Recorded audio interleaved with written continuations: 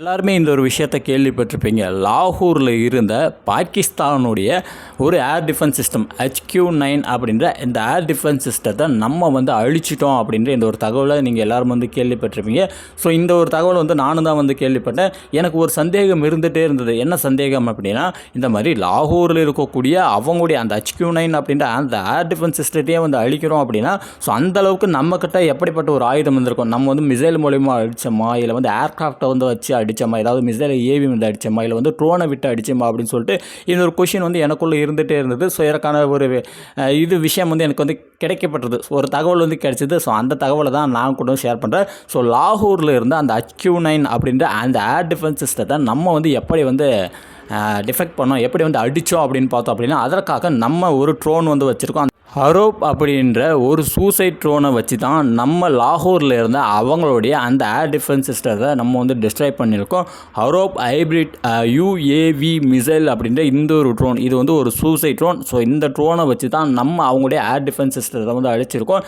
இந்த UAV drone, இந்த suicide ட்ரோனுடைய specifications அப்படின்னு பார்க்கும்போது, இந்த ட்ரோனை வச்சு நம்மளால் எவ்வளோ டிஸ்டன்ஸ் வரைக்கும் கடந்து போய் அடிக்க முடியும் அப்படின்னா, நம்ம இருக்கிறோம் அப்படின்னா, நீங்கள் வீட்டில் உட்காந்துட்ருக்கேன் அப்படின்னா, நீங்கள் இருக்கிற இடத்துலேருந்து சரியாக ஒரு 200 கிலோமீட்டர் டிஸ்டன்ஸில் இருக்கக்கூடிய எந்த ஒரு லொக்கேஷனையும் நம்மளால் செலக்ட் பண்ணி அடிக்க முடியும். இந்த ட்ரோன் இங்கேருந்து கிளம்புது அப்படின்னா 200 கிலோமீட்டர் ட்ராவல் பண்ணி போய் அங்கே இருக்கக்கூடிய ஒரு டார்கெட் மேலே விழுந்து அங்கே பார்த்தீங்கன்னா மிகப்பெரிய ஒரு இம்பாக்டை ஏற்படுத்தும். ஸோ அந்த மாதிரி தான் இதை டிசைன் பண்ணிருக்காங்க.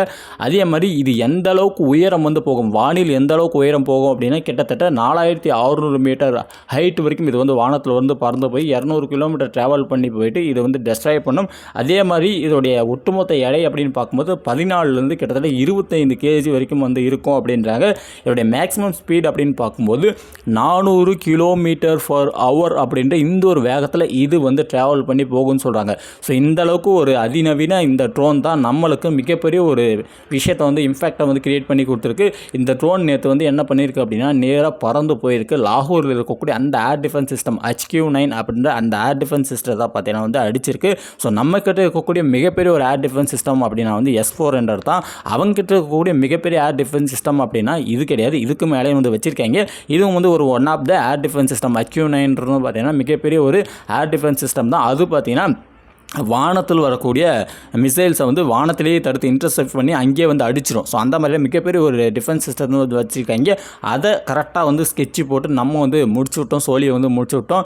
ஸோ இந்த தகவல் உங்களுக்கு போதுமானதாக இருந்ததாக மறக்காமல் சேனலை சப்ஸ்கிரைப் பண்ணி வச்சுங்க. அடுத்தடுத்த அப்டேட்ஸை மறக்காமல் நான் உங்களுக்கு ரெகுலராக கொடுத்துட்டே இருக்கேன். தேங்க்யூ.